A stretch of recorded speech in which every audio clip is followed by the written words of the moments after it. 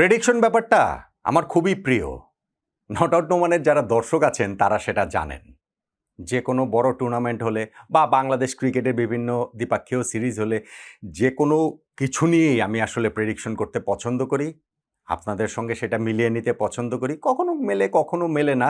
কিন্তু এটা একটা মজা আছে। ছোটবেলা থেকেই এটা করে আসি। এখন যখন এই প্ল্যাটফর্মটা পেয়েছি আপনাদের সঙ্গে সেটা শেয়ার করতে পারি, বন্ধু-বান্ধবদের সঙ্গে যেমন করতাম, আপনারা তো বন্ধু-বান্ধবী। সেই হিসাবেই এই শেয়ারটা আপনাদের সঙ্গে প্রেডিকশনের খেলাটা খেলি। পাকিস্তানের সাবেক ফাস্ট বোলার মোহাম্মদ আমিরের কি প্রেডিকশন জিনিসটা প্রিয়? আমি ঠিক জানি না। কারণ এর আগে তিনি কি প্রেডিক্ট করেছেন, তার প্রেডিকশনের কি হয়েছে না হয়েছে, ওইটা তো আর ওইভাবে আলোচনায় আসেনি। কিন্তু এই বিশ্বকাপে যেটা টি-20 ওয়ার্ল্ড কাপটা মাত্র শেষ হলো, সেইখানে প্রেডিকশন দিয়ে রাতারাতি বিখ্যাত হয়ে গিয়েছেন মোহাম্মদ আমির অথবা কুখ্যাত। নিজেকে মোটামুটি একটা ক্লাউনের পর্যায়ে তিনি নামিয়ে নিয়ে এসেছেন বা উঠিয়েছেন। মোহাম্মদ আমির হয়ে গেছেন মোটামুটি ক্রিকেট প্রেডিকশনের গোপাল ভাঁড়। টি-20 ওয়ার্ল্ড কাপের নট আউট ডোমেনে যে প্রেডিকশনগুলো ছিল এবং মোহাম্মদ আমিরের যে প্রেডিকশনগুলো ছিল সেটাকে যদি আমরা একটু মেলাই, একটু লাইটলি যদি মেলাই, তাহলে আসলে কি দেখতে পাই? আমিরের প্রেডিকশনগুলো ভারত কেন্দ্রিক। আচ্ছা, আমিরের প্রেডিকশনের আগে আমি নট আউট মানে আমাদের প্রেডিকশনের কথাটা আসলে একটুখানি বলে নেই। সেটা হচ্ছে গিয়ে যে অনেকগুলো বিষয় নিয়েই তো ছোটোখাটো অনেক বিষয় নিয়ে আমি প্রেডিকশন করি। সেইখানটাতে বাংলাদেশের যে অনেক বড় একটা বিষয়, আমাদের জন্য সবচেয়ে বড় যেই বিষয়টা এবারে বিশ্বকাপে ছিল যে বাংলাদেশ বিশ্বকাপ খেলতে যাবে কি যাবে না, যে একটা অনিশ্চয়তার জায়গা যে তৈরি হয়েছিল, সেইখানটাতে আমি বলেছিলাম যে বাংলাদেশ টি-20 ওয়ার্ল্ড কাপ ফাইনালি খেলতে যাবে না।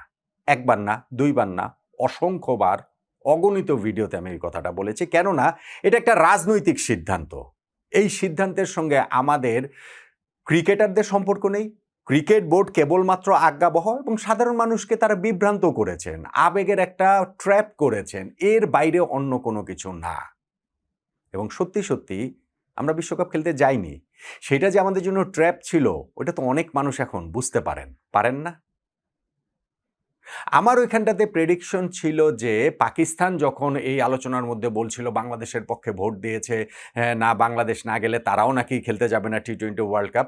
আমি বলেছিলাম যে এগুলো সব হচ্ছে গিয়ে পাকিস্তানের ফাঁকা বুলি। পাকিস্তান টি-20 বিশ্বকাপ খেলবে, বাংলাদেশ না খেললেও খেলবে। পাকিস্তান টি-20 বিশ্বকাপ খেলেছে।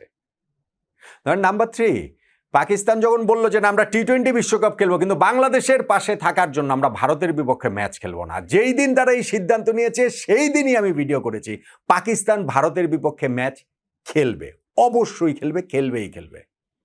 পাকিস্তান খেলেছে না ভারতের বিপক্ষে ম্যাচ? খেলেছে তো। এবং সেই ম্যাচে যে ভারত জিতবে পাকিস্তানের বিপক্ষে, ওই প্রেডিকশনের আলাদা কোনো ক্রেডিট নেবার কিছু নাই। কেননা এই আইসিসি ইভেন্টে ভারত পাকিস্তান মুখোমুখি হওয়া মানেই ভারতই এখন জেতে। আইসিসি না, মানে এখন তো এই যে কোনো এই বহুজাতিক টুর্নামেন্ট, এশিয়া কাপেও তাই হয়, ভারতই জেতে এবং ভারতই সেই জিনিসটা জিতেছে। ধর নাম্বার 4, 5, 6, আচ্ছা নাম্বার টাম্বার দিয়ে না বলি, ফেভারিট র্যাঙ্কিং এইটাও আমার একটা খুব ফেভারিট জায়গা। বড় টুর্নামেন্টের আগেই এই জিনিসটা আমরা করি, টুর্নামেন্টের মাঝপথে করি, সেটা football world cup, cricket world cup, Asia cup, এই সব জায়গাগুলোতে আমরা সেটা করেই থাকি। এইবারের যেই টি-20 ওয়ার্ল্ড কাপ হয়েছে, সেই ওয়ার্ল্ড কাপ শুরু হওয়ার আগের আমার ফেভারিট র্যাঙ্কিংয়ের প্রেডিকশনে 1 নাম্বার টিম ছিল ভারত। সুপার 8 পর্ব শুরু হওয়ার আগের সেই ফেভারিট র্যাঙ্কিংয়ে 1 নাম্বার দল ছিল ভারত। এমনকি সেমিফাইনাল পর্ব শুরু হওয়ার আগে যখন ভারতের নড়বড়ে অবস্থা, তারা সুপার 8-এ সাউথ আফ্রিকার কাছে হেরে গেছে এবং তারপরে শেষ ম্যাচে ওয়েস্ট ইন্ডিজের বিপক্ষে না জিতলে সেমিফাইনাল খেলতেই পারবে না, এরকম অবস্থাতে তারা সেমিফাইনাল উঠেছে। তখনও যে ফেভারিট র্যাঙ্কিং করেছি, 1 নম্বরে ছিল ভারত। ফাইনালের যে প্রেডিকশন সেইখানটাতেও আমি বলেছিলাম যে নিউজিল্যান্ডের বিপক্ষে ভারত জিতবে, 73%, 75% এগিয়ে থেকেই তারা আসলে এই ফাইনালটা খেলতে নামছে এবং ফাইনালটা ভারতের জন্য তুলনামূলক সহজ হবে।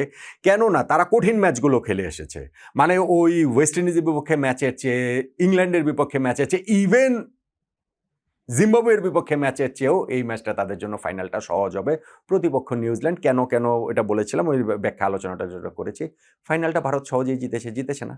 ফাইনালের ওই জায়গাটাতে আমি বলেছিলাম যে সঞ্জু স্যামসন এবং বরুণ চক্রবর্তীকে একাদশে অবশ্যই রাখা উচিত। অভিষেক শর্মা এবং বরুণ চক্রবর্তীকে। এই অভিষেক শর্মা পুরো ওয়ার্ল্ড কাপটা এত খারাপ গিয়েছে, তবে ফাইনালে তিনি জ্বলে উঠতে পারেন, 2007 বিশ্বকাপের অ্যাডাম গিলক্রিস্টের মতো তিনি হয়ে যেতে পারেন। না, সেঞ্চুরিটা তিনি করতে পারেননি, কিন্তু 18 বলে 50 তো ভাই করেছেন, এবং ভারত যে ফ্লাইং স্টারটা পেয়েছিল সেইটা তো তিনি এনে দিয়েছেন। সো এরকম অনেকগুলো প্রেডিকশনের জায়গায় এটা আমি করেছি। এটা একটা তৃপ্তির জায়গাও রয়েছে। প্রেডিকশন যখন মিলে যায় তখন মনে হয় যে না, ঠিক আছে, যে এই কাজটা করেছি, আপনাদের সঙ্গে যে কথাবার্তা হয়েছে, আপনারাও একটা মতামতটা দিয়েছেন, বন্ধুদের আড্ডাতে যেটা হয় আপনাদের সঙ্গে এই আমাদের প্ল্যাটফর্মের এই আলোচনার জায়গাটা তো আসলে বেসিক্যালি আড্ডাই করতে। সো সেই জায়গাটাতে প্রেডিকশন মিললে একটুখানি তো ভালো লাগেই। আর মোহাম্মদ আমের, যার কথা বলছিলাম, নিজেকে মোটামুটি ক্লাউনের পর্যায়ে নামিয়ে এনেছেন, ভার হয়ে গিয়েছেন, গোপাল ভার হয়ে গেছেন ক্রিকেট প্রেডিকশনের। সেইটা কেন বলছি? কেননা ভারতকে নিয়ে তিনি যেই সব প্রেডিকশন করেছেন সবগুলা ভুলভাল, সব। এবং সেটা কি আসলে প্রেডিকশন নাকি এক্সপেকটেশন, সেটা নিয়ে আপনি প্রশ্ন তুলতে পারেন। এক্সপেকটেশন হলে আমার কোনো অসুবিধা নাই। পাকিস্তানের একজন ক্রিকেটার, তিনি তো ভারতের পতন চাইবেনই, ভারত যেন হারে সেটা তো তিনি চাইবেনই। কিন্তু ভাই, তাই বলে এই যে কয়েকদিনের মধ্যে, এই ধরুন 15-20 দিনের মধ্যে এতগুলো ভুলভাল প্রেডিকশন করার পরে ক্রিকেট পণ্ডিত হিসাবে, ক্রিকেট এক্সপার্ট হিসাবে, ক্রিকেট জ্যোতিষ হিসাবে যে তার ভবিষ্যৎটা কি, সেটা নিয়ে একটা প্রশ্নের জায়গা তৈরি হতে পারে। মোহাম্মদ আমির কি বলেছিলেন? সুপার 8 পর্বে তিনবার আলাদা করে বলেছেন ভারত সেমিফাইনালে খেলতে পারবে না। সুপার 8 পর্ব শুরু হওয়ার আগে বলেছেন, সাউথ আফ্রিকার কাছে ভারত হেরে যাওয়ার পরে বলেছেন, এবং ওয়েস্ট ইন্ডিজের বিপক্ষে ম্যাচের আগে পর্যন্ত বলেছেন যে এই ম্যাচেও ওয়েস্ট ইন্ডিজের কাছে ভারত হেরে টুর্নামেন্ট থেকে বিদায় নিয়ে নেবে। আমিরের 3 প্রেডিকশনে মিথ্যা প্রমাণ করে ভারত সেমিফাইনাল খেলেছে। তখন তিনি অজুহাত নিয়ে আসলেন যে না, সেমিফাইনাল ওইখানটাতে ওয়েস্ট ইন্ডিজের বিপক্ষে এক্সট্রাঅর্ডিনারি ইনিংস খেলে ফেলেছেন সঞ্জু স্যামসন, তবে ভারত টিম হিসেবে খেলতে পারছে না। নতুন প্রেডিকশন হচ্ছে সেমিফাইনালে ইংল্যান্ডের সাথে ভারত হেরে যাবে। আমিরের সেই প্রেডিকশন ভুল করে ভারত ম্যাচ জিতে গেছে। এইবার তিনি বললেন যে না, যদি ক্যাচ ফেলে দেয় তাহলে আমি কি করব, আমি তো আর এত কিছু সবকিছু মিলিয়েই প্রেডিকশন, মানে ক্যাচ ফেলে দেওয়ার প্রেডিকশন তো আর করতে পারি না, একটা অজুহাত দাঁড় করিয়ে দিলেন। তবে আবার নতুন প্রেডিকশন তিনি করার আগে আমি বলে দিয়েছিলাম যে মোহাম্মদ আমির এবার প্রেডিকশন করবেন যে ফাইনালে ভারতের বিপক্ষে নিউজিল্যান্ড জিতবে, এবং সত্যি সত্যি সেই প্রেডিকশন তিনি করেছেন। কিন্তু হায়, মোহাম্মদ আমিরের এই প্রেডিকশনটাও সঠিক হয়নি। ফাইনালে ভারত নিউজিল্যান্ডকে উড়িয়ে দিয়েছে, স্রেফ উড়িয়ে দিয়েছে। 96 রানের বিশাল ব্যবধানে তারা জয় পেয়েছে। এইবার এসে তিনি মোহাম্মদ আমির বলছেন যে না, ক্রেডিটটা নিউজিল্যান্ডকে দিতে হবে, তাদের বোলারদের দিতে হবে, তাদের ক্যাপ্টেনকে দিতে হবে। কেননা তারা এই জায়গাটাতে বল করেছে, ওই যে ওয়াইড বল করেছে, অফ স্ট্যাম্পের বাইরে, লেগ স্ট্যাম্পের বাইরে ওয়াইড করেছে, তাদের লাইন লেন্থ ঠিক ছিল না, যেখানে ছক্কা কাছে সেইখানটাতেই বল করছে। নিউজিল্যান্ডের ক্যাপ্টেন তিনি ওই অফ স্পিনারকে কেন সরিয়ে নিলেন, কেন তিনি ওই যে শুরুর দিক থেকে ওই জায়গাটা থেকে ম্যাট হেনরিকে সরিয়ে নিলেন, ট্যাকটিক্যাল দিক থেকে এগুলো সবই ঠিক আছে, কিন্তু প্রেডিকশন তো প্রেডিকশনই, এই সব কিছু মাথায় রেখেই তো প্রেডিকশন হয়। ফলে এইটাকে যখন আপনি অজুহাত হিসাবে দাঁড় করাবেন এবং বলছেন যে না, ভারতকে ক্রেডিট দিচ্ছে না, তা না, ভারতকে যতই ক্রেডিট দেওয়া হয় কম দেওয়া হয়, কিন্তু নিউজিল্যান্ডকেও ক্রেডিট দিতে হবে, নিউজিল্যান্ডের বোলারদের ক্যাপ্টেনকেও ক্রেডিট দিতে হবে, কেননা তাদের কারণেই হচ্ছে গিয়ে ভারত ম্যাচটা জিতে গিয়েছে এইভাবে। তো এই প্রেডিকশন মোহাম্মদ আমিরের পুরো, এই যে সুপার 8 পর্বে 3বার বলেছেন ভারত সেমিফাইনাল খেলতে পারবে না, সেমিফাইনালে ভারত হেরে যাবে বলেছেন, ফাইনালে ভারত হেরে যাবে বলেছেন, এই এতগুলা যদি একসঙ্গে ভুল হতে থাকে তাহলে আসলে সেটাকে কি আসলে প্রেডিকশন বলা যায় নাকি আসলে এক্সপেকটেশন বলতে হয়? ভাই, ভারত যেই টিম এইবার খেলেছে, এই দলটার বিশ্বকাপ না জেতার কোনো অপশন ছিল না, এবং এই দলটা বিশ্বকাপ না জিতলে সেটা হিউজ আপসেট হতো। এমনকি ফাইনালটাতে আমি যে বলেছিলাম যে ভারতের জন্য সহজ ম্যাচ হতে যাচ্ছে, হ্যাঁ ঠিক আছে, নিউজিল্যান্ড এর আগে T20 ওয়ার্ল্ড কাপে ভারতের সঙ্গে 3বার মুখোমুখি দেখা হয়েছে, 3বারই নিউজিল্যান্ড জিতেছে, কিন্তু এই ফাইনাল যেইখানটাতে ভারত হোম ক্রাউডের সামনে খেলছে, 2023 বিশ্বকাপের দুঃসহ স্মৃতি তাদের রয়েছে, স্টিল এই ম্যাচ ফাইনালটাতে ভারত হারে কিভাবে রে ভাই? হারার কি তাদের কোনো অপশন ছিল? কোনো অপশন ছিল সত্যিকার অর্থে না, এবং ভারত সত্যি সত্যি ডোমিনেট করে এই ফাইনালটা খেলেছে, এবং ডোমিনেট করেই তারা এই ফাইনালটা জিতেছে। ভারতীয় ক্রিকেটে এখন একটা স্বর্ণ সময় যাচ্ছে, সেইটা আপনি বলেন তাদের পুরুষদের জাতীয় দল 2024 T20 ওয়ার্ল্ড কাপ জিতেছে, 2025 চ্যাম্পিয়ন্স ট্রফি জিতেছে, 2026 T20 ওয়ার্ল্ড কাপ জিতলো। ভারতের মেয়েদের দল, মাঝখানে আবার ছেলেদের দল হচ্ছে গিয়ে এশিয়া কাপও জিতেছে। ভারতের মেয়েদের দল গত বছর হচ্ছে গিয়ে ওয়ানডে ওয়ার্ল্ড কাপের শিরোপা জিতেছে, তাদের দল হচ্ছে গিয়ে আন্ডার-19 ওয়ার্ল্ড কাপও জিতেছে, ছেলেদের দলও আন্ডার-19 ওয়ার্ল্ড কাপ জিতেছে। সো ভারতীয় ক্রিকেটে গত এই 2024 থেকে শুরু করলে 3 বছর ধরে যেই স্বর্ণ সময়টাতে যাচ্ছে, সেইটা সব অর্থে সব দল মিলিয়ে ওই কিংবদন্তি ওয়েস্ট ইন্ডিজ টিমের কথা মনে করিয়ে দিচ্ছে 70s এর।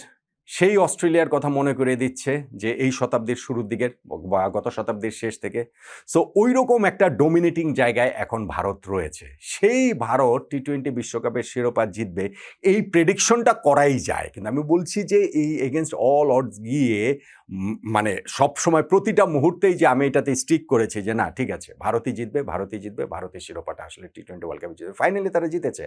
আর মোহাম্মদ আমির পুরোটা সময় জুড়েই বলে গেছেন ভারত বাদ হয়ে যাবে, ভারত বাদ হয়ে যাবে, ভারত বাদ হয়ে যাবে। এই ম্যাচে বাদ না হলে পরের ম্যাচে হবে। এই রাউন্ডে বাদ না হলে পরের রাউন্ডে বাদ হবে। ফাইনালে গিয়ে তারা ফাইনালে জিততে পারবে না। শিরোপাটা তারা জিততে পারবে না। সো আমিরের কোনো প্রেডিকশনকে আসলে আর সত্য প্রমাণ ভারত করতে দিল না। দুর্দান্ত ক্রিকেট খেলেই তারা এই টি-20 ওয়ার্ল্ড কাপের শিরোপাটা জিতে নিল। ডিজার্ভিং চ্যাম্পিয়ন হিসেবে তারা এটা জিতে নিয়েছে। ভারতের চেয়ে বেশি ডিজার্ভিং এই টুর্নামেন্টের শিরোপা জয়ে অন্য কোনো দল কোনোভাবেই নেই। কোনো কিছু দিয়ে আসলে এটাকে বলা যাবে না বা ওই আর্গুমেন্ট স্টাবলিশ করা যাবে না যে ভারত এই ওয়ার্ল্ড কাপটা জয়ে তাদের যে বিশ্বকাপ জয় সেটা ফ্লুক। বরং ওই আর্গুমেন্টটা প্রবলভাবেই করা উচিত সূর্যকুমার যাদবের, সূর্যকুমার যাদবের এই ভারত দল কি টি-20 হিস্ট্রির সর্বকালের সেরা দল? মোহাম্মদ আমির কি বলেন এই বিষয়ে?